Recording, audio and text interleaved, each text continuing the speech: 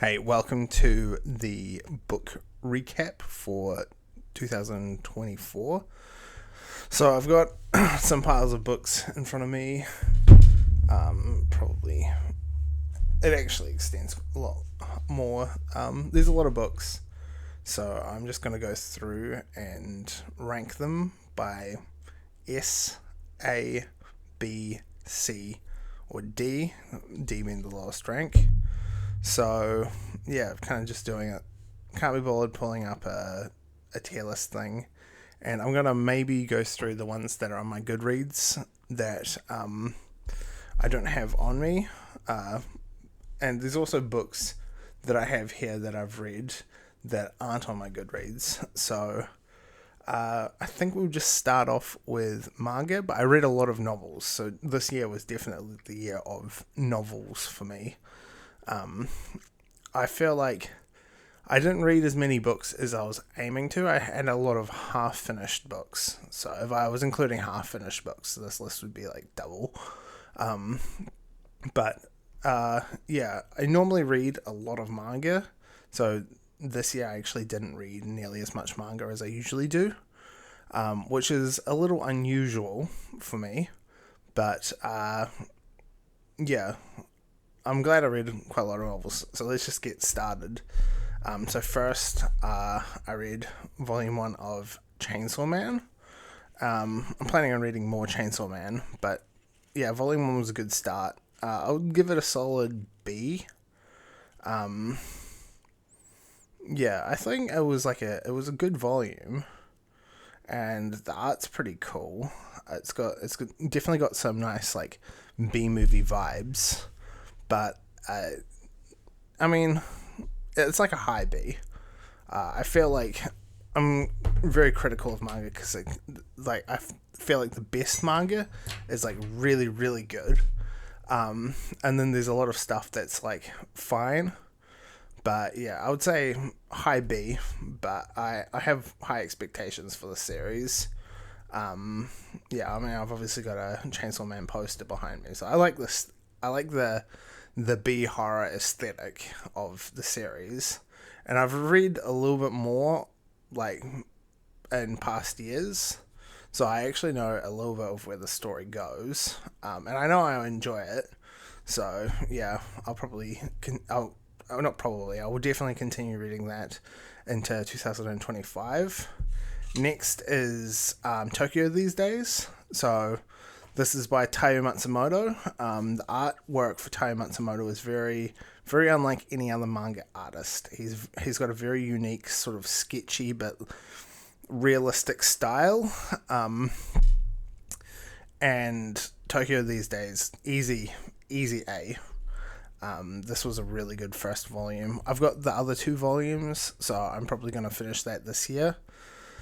Yeah, Tokyo These Days was just like, wow, man, that was like I felt emotions reading that, and yeah, it's one that I feel like doesn't get a lot. Like Taiyo Matsumoto, either you know about him and you like him, or you have like seen his artwork, but you're like, it's not really for me.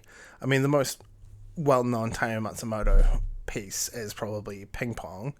But most people probably know it from that Ping Pong, the animation, the anime. Yeah, getting a little sidetracked, but Taiyo Matsumoto, worth checking out, but he's more of like your sort of like a kind of artists, like art friends, mangaka, rather than like I mean, I'd recommend him to anyone, but he is the sort of mangaka that appeals to people who like good art rather than and like really compelling stories rather than liking like visually capturing visually like rather than a typical like manga style that people tend to gravitate to. Anyway, Kami Can't Communicate 29. The C, it's fine. I mean, I like them, but this volume wasn't really anything special. I mean, I don't really expect the Kami Can't Communicate volume to be anything special, but yeah, I'm still reading it. I'm enjoying it. I feel like it's a good comfort food. It's a good sort of like nice mental break from a lot of really heavy series and like serious novels. It's a nice slice of life romance rom-com kind of thing. A lot of colorful characters. Yeah, I mean, just yeah, it's fine. If you like it, you like it. If you don't, then that's fine either way. The last manga that I have in front of me that I've read, I have read more manga, but either I'll get to it when I get to the Goodreads section, or I will just like skip over it, because it's hard to keep track of all of the manga. And I read the Berserk Volume 1, Deluxe Volume 1. This was really, really good. This is, I would say, high A. Yeah, I like this one about as much as Tokyo these days. I feel like I had low expectations going into Berserk Volume 1 or Deluxe Volume 1 because I assumed that the deluxe volumes were, like, not deluxe volumes, I assumed that the first arc, the Black Swordsman arc, was worse than it actually is. I feel like I remembered it being kind of like and I remember people talking about it kind of but I thought it was a good arc. Kentaro Miura's artwork, while it's not entirely consistent at the beginning, is still very, very good. Like, it's still way better than most art. Most mangaka like late into their career, so he's obviously very, very talented from the word go. Some of the panels are just like so good, but it's obviously not like the it's not the artwork that is going to make him like one of the greatest of all time. Anyway, it's an A. So now I've got some kind of local books. So you probably won't be able to find these online, but I've got Battle issue 6. So this is a comic book like anthology from a bunch of local artists, and this is the Wild West edition. It's yeah, I mean, it's very surreal. A lot of crude humor. Some good art, some okay art. Just really wild. I feel like rating it from S to D would be kind of unfair on these artists because it's an anthology, so it's really all over the place, and also they're like local artists, so the standard that they're comparing to is like, it's not like they're professional artists or anything. So I feel like it's unfair to rate them, but I enjoyed it personally. I'm gonna give it a yeah, it's good. If you do happen to stumble across a copy, you should pick it up. It's pretty good stuff. Any Battle edition is pretty good. Yeah. Yeah. Some of the jokes, if you're not a local, you would just be like, what? But yeah, I reckon they're pretty funny. And then another local artist is Coalface by David Merritt. So this is just a collection of poetry by a New Zealand poet, and this is like a handmade copy. I actually bumped into him in a cafe and I got it signed. So yeah, it's, again, I'm not going to rate it. I feel like I'd have a bias rating local artists, but also like the rubric that I judge local artists by is not the same rubric that I judge like mass-produced manga or like novels that I've got here. It's just I just don't see it anywhere the same way. I thought it was really good poetry collection, but it was also, my views of the poetry collection would be like would be changed because I was actually talking to the poet while I was reading it. So I kind of you had both him talking and reading the poetry, which was really a really crazy experience because it's like a double dose of that guy's poetry. So yeah, it was pretty interesting stuff.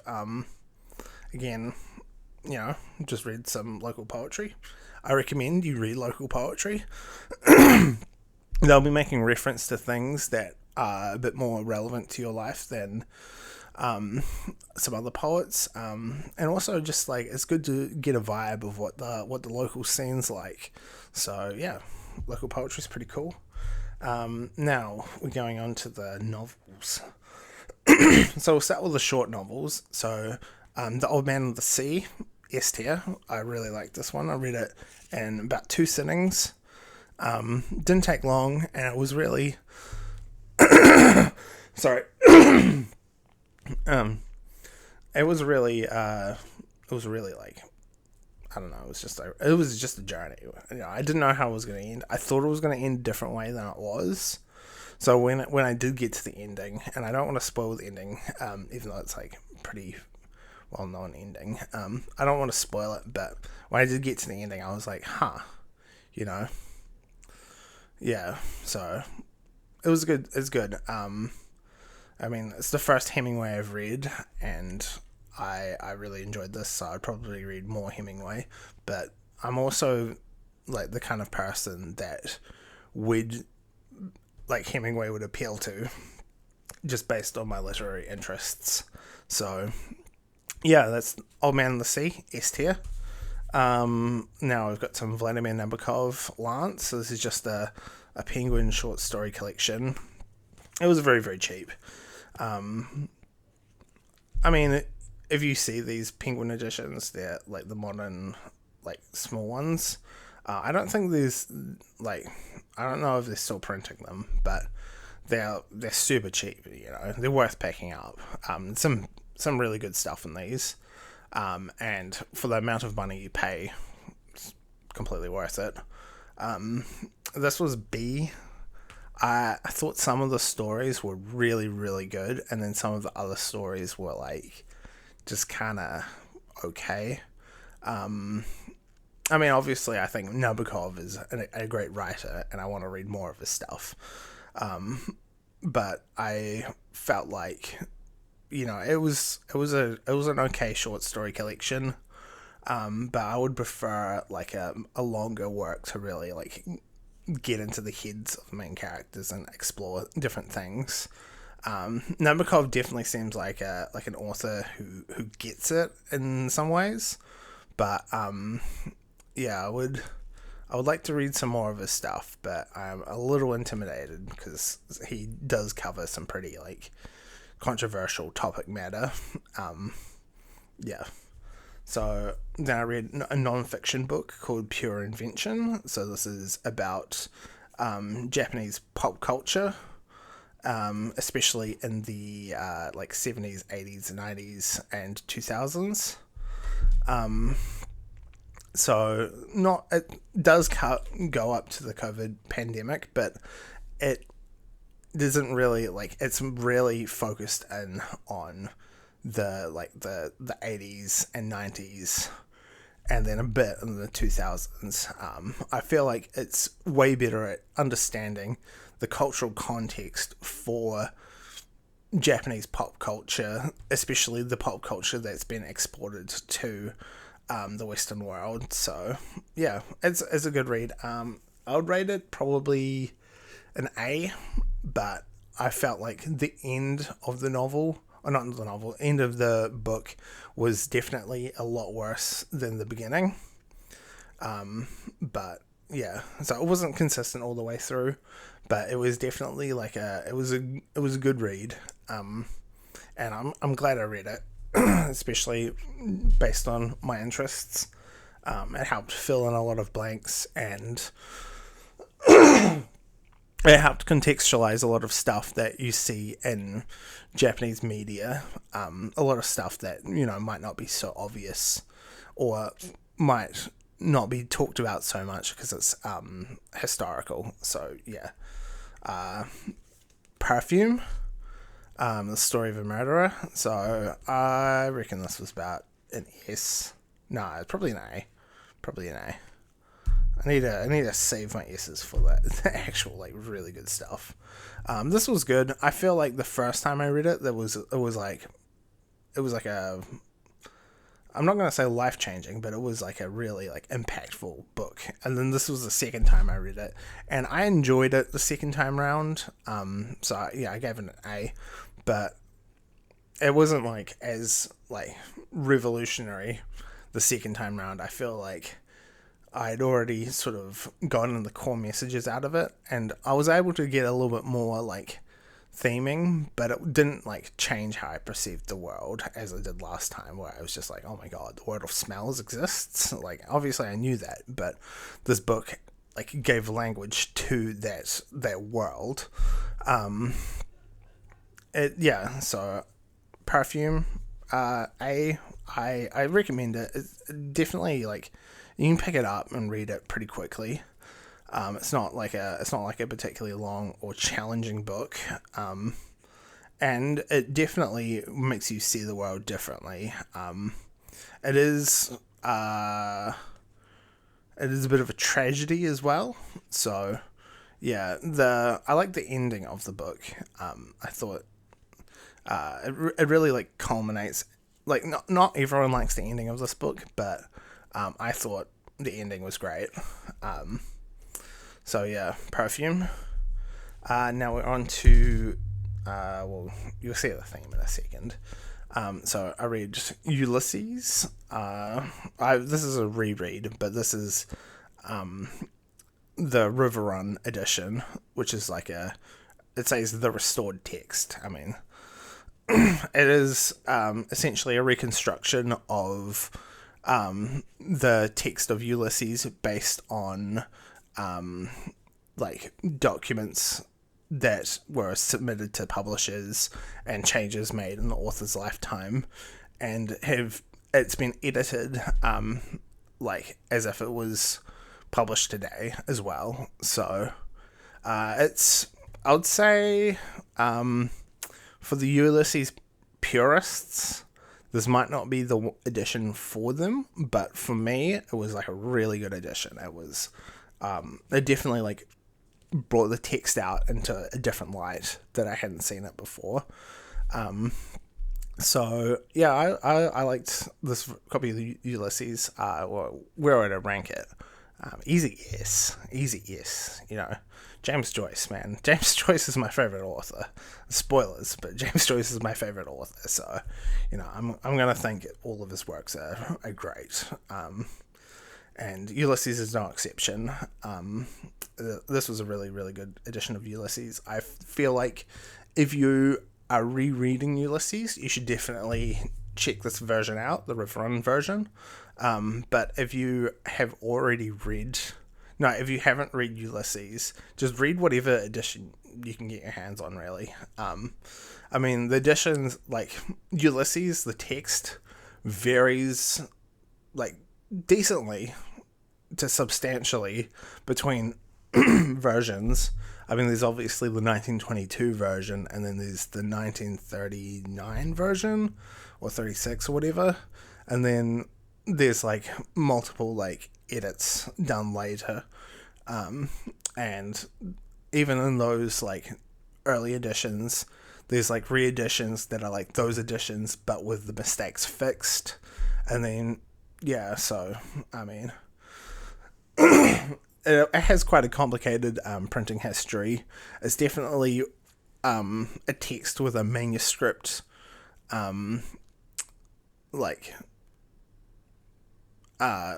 it's got a history of the manuscript. It's got like different versions exclude different parts, have been edited different ways, were censored in different ways. So this is a good sort of like attempt at a reconstruction of like an uncensored like what would have been intended by the author kind of version as if it was published today. So yeah, it's good. I mean, Ulysses is just like one of those books that basically changed my life. Like, it just sent me on a different trajectory. And yeah, I would reread it as often as I can. I don't try to reread it like every year, but and I haven't because it's a lot of book, but it's something that I want to reread like several times in my life, and I feel like I'll get different things out of it, and I would see it in different lights, and also I would have encountered the text and like I've encountered like analysis of the text and various other things about the text, and like talk to other people in communities about the text, so you get different pieces of insight, and it's a really complicated text. So speaking of complicated texts, the next one is Finnegan's Wake. I read Finnegan's Wake this year. So I'd read Finnegan's Wake one time previously, completely.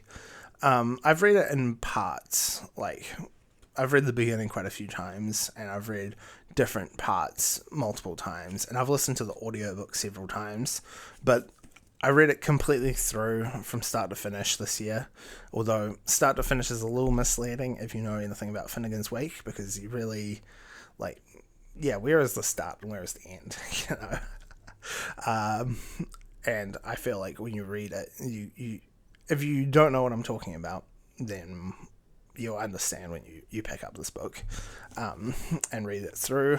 Yeah, this was really good. I feel like it's definitely the most complex book that I've ever encountered, and I doubt it's going to be surpassed in my lifetime. Like it's like literally just completely different from anything else. Even Ulysses is like completely different from that. Where do I rank Finnegan's Wake? I rank it S tier. So yeah, it's like a weird S tier. It's like, this is like so much language like for my brain that my brain like can't compute it, but I need to like read it multiple times. But I know it's like impacting my thinking, and also just like impacting how I like perceive language and interact with other languages. And the more like different languages that I learn, like different words, like the more that I'll get out of this text, because it is such a like amalgam and like such an amalgamation of so many different languages. Like it's really just wow. Yeah, so yeah, Finnegan's Wake. Let me think. What else do I want to say about it? It's it's an incredible book, but it's one of those ones that like you need to read it just over and over again. You don't really finish reading it, and you can't say like when you've read it once, I've read, as in like read, whatever that means, Finnegan's Wake. It's a book that, because of its extreme complexity, you're just not going to be able to comprehend all of it. It's just like you're literally not going to be able to. I don't think it's possible to comprehend all of it in one sitting. So yeah, even people who study it for like years, like basically their whole lives, don't like see everything, because it's just, there's like so many facets to it. You can definitely like get a lot out of it, but yeah, it's like obvious. James Joyce was like on another level when he wrote this one. Not saying it's for everyone. It is definitely like the kind of book that some people will just completely like bounce off. And I feel like I would have been that, but I kind of like went in knowing that it was going to be like a really surreal and mentally like stimulating challenge. And I also I had the impression that it was going to be like, quote unquote, like the most difficult book in the English language, and I kind of like took that as like a challenge. And I feel like, whilst in terms of complexity, it is the most complex, like it is the most difficult book, I feel like it's also one of the ones that like you don't need to fully understand what's happening to actually get like a good reading experience out of it. I don't recommend you skim read it, but I recommend you like try to like process the language, reading, picking up words here and there, but trying not to like get caught up in trying to follow the exactly what's happening in each individual like piece of language. It's one of those ones that like it's kind of trying to create like a flow state, and you'll see bits and pieces here and there. There'll be times where you want to like read it out loud. I mean, reading it out loud definitely helps. It's one of those books that like part of the meaning is like how it sounds.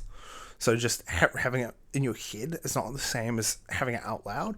But then at the same time, having like, if people who are like, you have to read it out loud, completely miss the point of the book. And I feel like there's a lot of layers that are like in the how it reads. So yeah, it's a really interesting book. I've probably gone on for a while about it, so I better move on to the next one. So I read Thus Spoke Zarathustra by Friedrich Nietzsche. I would say this is an A. It's good, but like I feel like I kind of sometimes don't really know where Nietzsche's going, or he's kind of like sometimes it feels like he's a little psychotic. Like he's obviously saying some brilliant stuff, and he's like articulating ideas that he's like spent his life like cultivating, and some of it is like a really succinct like telling of some of his core ideas, and he really like brings out some of his ideas in the book. But I feel like maybe it's just the translation. But I feel like it can be a little difficult to follow where he's going. I feel like it's one of those books that you should read it in supplement to other stuff. Like if you only read this about Zarathustra, you might not understand. I mean, he's not as referential to like philosophy and history as some of his other books. This is sort of like it's kind of like an old story, sort of like an old like mythological story in line with religious texts, more like than a philosophical dialogue, and it's sort of like a kind of like a mythos almost. But it's fine. I don't know. I feel like I could talk a while about it, but I want to move on to the next one because this video has gone on for a while. So I read Faust Part 1. I think this is, I'm pretty much giving everything A's. But this is an A. I feel like I need to read Part 2, obviously. It's one of those books that I feel like in the original German, this could have been, this probably would be brilliant. But I feel like it's difficult to translate. I mean, this is a good translation from what I can tell, but in the original German, you can tell that he was like doing some crazy shit with language. And yeah, there's a lot of rhymes and stuff that might like not be as great in English. Like they try to capture some of the rhyme schemes and some of the like rhyme couplets and stuff, but I feel like there would be just so much more to this in German. So this is an A. And it's an A, but like I would reread this, and I feel like I should reread it at least when I finish Faust Part 2.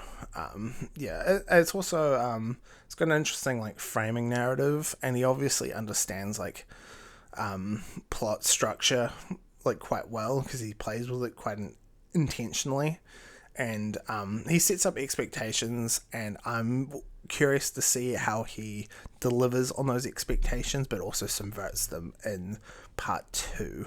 So yeah, I've got Part 2, so I'm probably going to read it this year, unless I get too distracted by other stuff. Now got a kind of like a triplet of books. So we'll start with the most famous one, and in a sensible order. So we've got Dante, Inferno. Inferno's S. I mean, this is just really, really good. This is a really good translation as well by Robin Kirkpatrick. It's how do I describe Inferno? Inferno is like just so influential. It's crazy how influential this book is. I mean, a lot of like modern pop cultural conceptions of hell are derived in part from Inferno, and it's had a big impact on world literature, and yeah, it's just like it's just a really important text. Yeah, it is quite intense, so it's not for everyone. Inferno is very like, some of the imagery might be particularly like, it might be, some of the imagery might be too much for some people, but I think it's really good. The rhymes, tries to capture the rhyming scheme, but it doesn't do perfect rhymes every time, which I feel like Dante really did in the original. It does capture the rhyming scheme mostly, except for some sort of like partial rhymes where the meaning is more important than actually getting like a rhyming meter in the translation. And yeah, it's just like it's just iconic. It's one of those things that when you read it, you're like, oh, oh, because you realize like where all these like references you've seen your whole life come from. Yeah, and then so Inferno's S, and then Purgatorio, I reckon it's like a B plus. It's like obviously a big dip in like emotional resonance from Inferno, and also Inferno is like very like imagery heavy, whereas Purgatorio, he kind of starts getting a lot more philosophical and a lot more like Dante talks a lot more about what like he considers like he gets a lot more philosophical and sort of metaphysical in sort of a medieval way, and it's a lot more evident that it's a medieval text rather than just like a classic work of literature. So yeah, I thought Purgatorio is, if as a follow-up to Inferno, it's nowhere near like the same level, and it's obviously not as famous. I mean, it is like medium famous, but it's nowhere near the level of fame of Inferno. And yeah, Purgatorio, it's, I feel like we should talk about the third one in the room, so Paradiso. So Purgatorio and Paradiso. Paradiso is probably a B. I liked how it ended. I feel like it leaves you on like just a great, like an absolute great final line of literature. And it does sort of complete the picture that's set up in Inferno, and it has like a lot of sort of there's like a completeness that like sort of builds upon what's previously put down, but it is very, very philosophical in like a medieval way, and that can be a bit hard to pass. It is very like he's talking about very abstract things and like his opinions on stuff, and then sometimes he would just go on like a massive tangent about something random, and yeah, it's not Inferno, but it's a good ending to the series. I mean, calling La Commedia like a series is kind of weird, but I guess it is. It's a good ending to the series. And yeah, it tries to leave you on like an idea of like perfection and completeness. And that's a really nice way to end like the Divine Comedy, although the divine part was added later. So yeah, B. I think if you read Inferno, and you're not, and you enjoy it, it could be worth reading the other two. But if you're like really strapped for time and you just want like just the like the bare bones like classic stuff, Inferno is probably the one to go for. Okay, so we're getting towards the end. So I read A Wild Sheep Chase at the beginning of the year. This was an A. I liked it a lot, but it's not like the level of brilliance of some of the other stuff that I've read.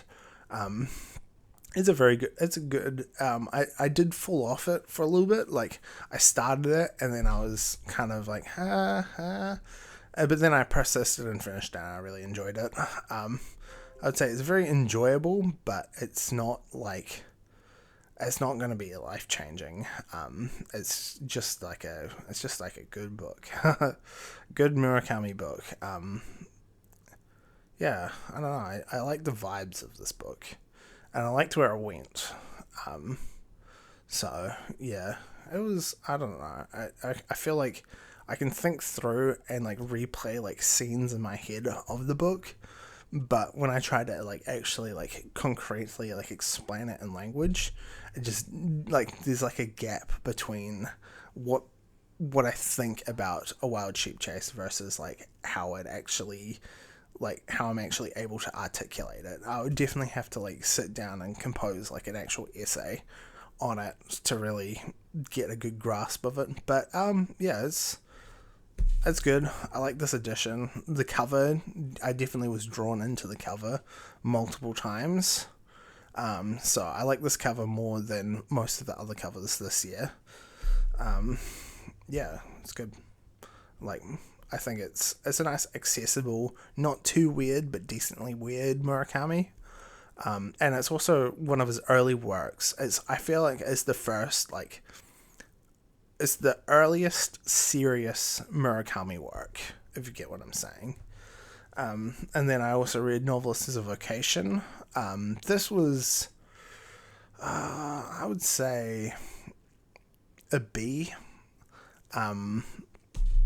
It was definitely taught me a lot about writing and about Murakami's theory on writing and also insights into his life. It was kind of like a collection of like writing advice, personal essays, and historical autobiography. It's kind of a combination of all three.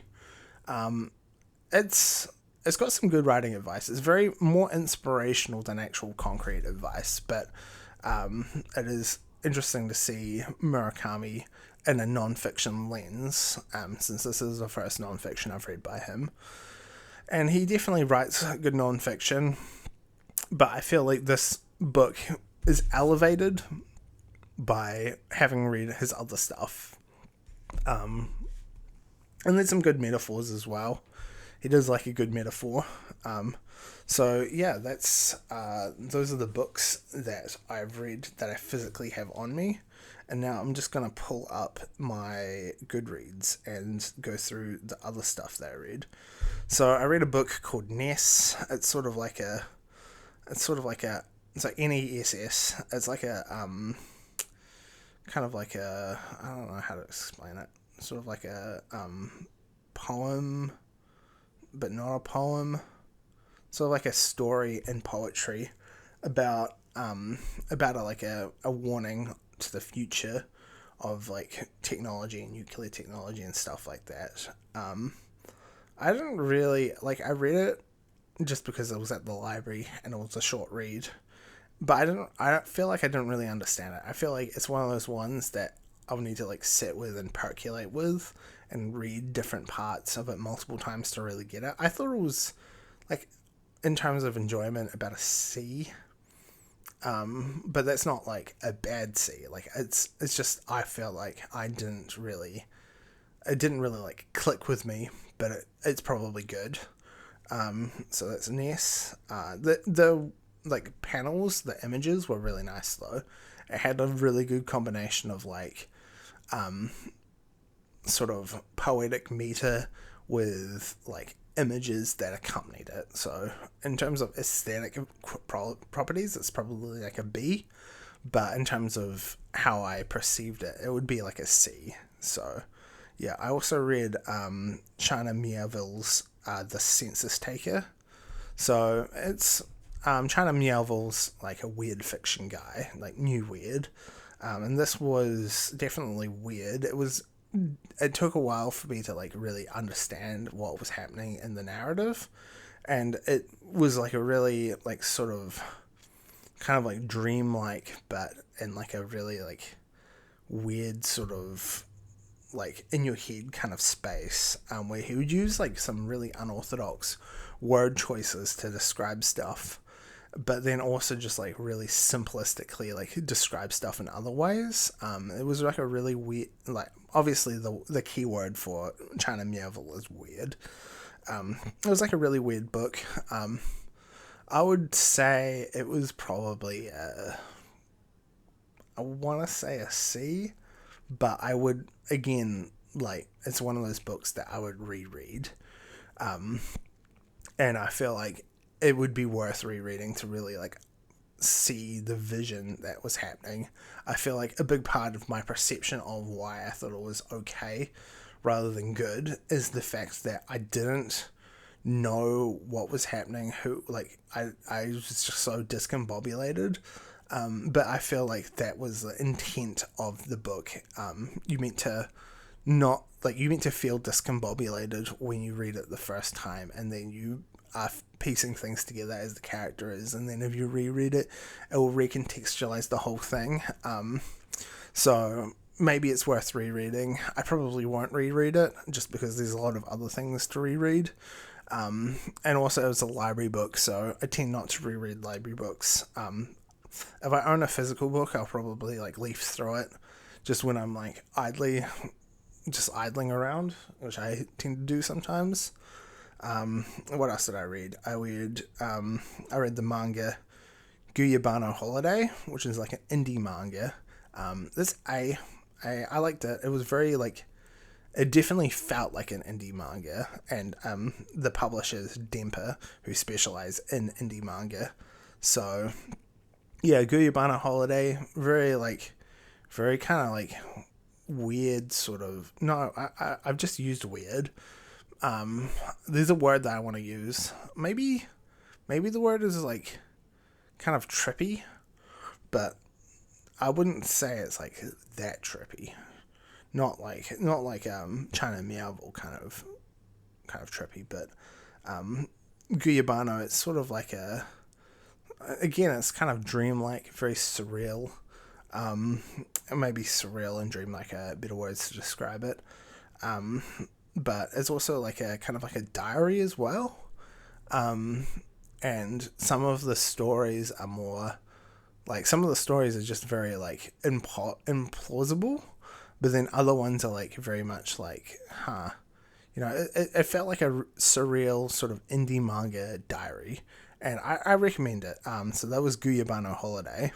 Very informative. It was like, yeah, like I described all those things, but it's also like very info dumpy, and like actually tells you a lot of stuff about things that actually like exist, or ideas. What else did I read? I read Hirayasumi. So that's like it's a manga that came out this year, and it's basically about like a 29-year-old who is sort of drifting through life, and his one of his cousins, an 18-year-old, moves in who's going to art school, and it's about them sort of just like doing the things. The main character, I can't remember his name, he doesn't change much, and it's about him slowly slowly becoming more responsible, and then his cousin is like going through a lot of change, and she has to like make new friends and stuff. Very cozy. I liked it. It was cozy, but it had like a little bit of drama, but not too much. I would say like it was like a good level of cozy for me. It wasn't super like cottagecore or anything. I felt like it wasn't like a cozy overdose. It was a good match of like cozy to like realism, but definitely more on the cozy end of things. Yeah, I liked it. I liked it. And what else did I read?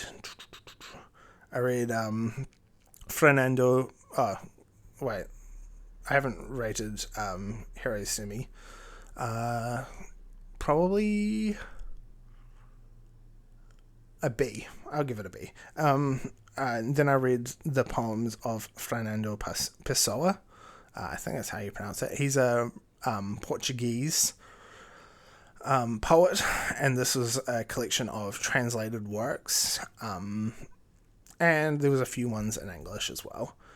So his deal basically is he writes with sort of different personas and publishes under or had published under different personas, and there's sort of like a canon of the different authors, the different poets, and how their relation to other poets and their like arcs and what they write about.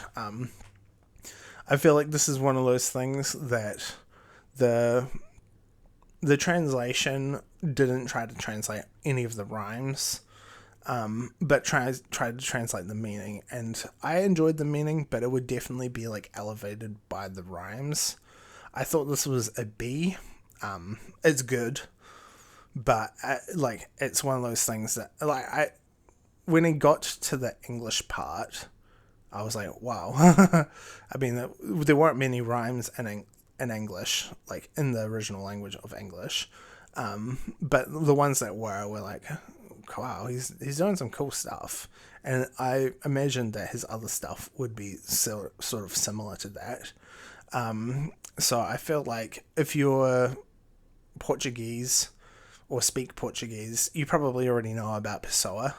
And I think that the rhyming would just elevate it so much more, especially just how he rhymes and what he writes about and stuff, and the different personas. It was definitely like really interesting, like how the different personas were so believable, and they would like reference each other and stuff. So they actually felt like real people, in like a way that I haven't really encountered with other authors that write under pseudonyms. So yeah, that was good. A B. But yeah, and I think I also finished Uzumaki by Junji Ito, and I'll give that one an A. I think many people say that Uzumaki is Junji Ito's best work, but I feel like I spent enough time, like too long between finishing it and starting it, that it didn't really have the same impact on me that I would have had if I read it in one go. So I'm definitely going to reread Uzumaki, but I finished it this year. So yeah, that's that. People are talking outside, so I think I'm going to end it here.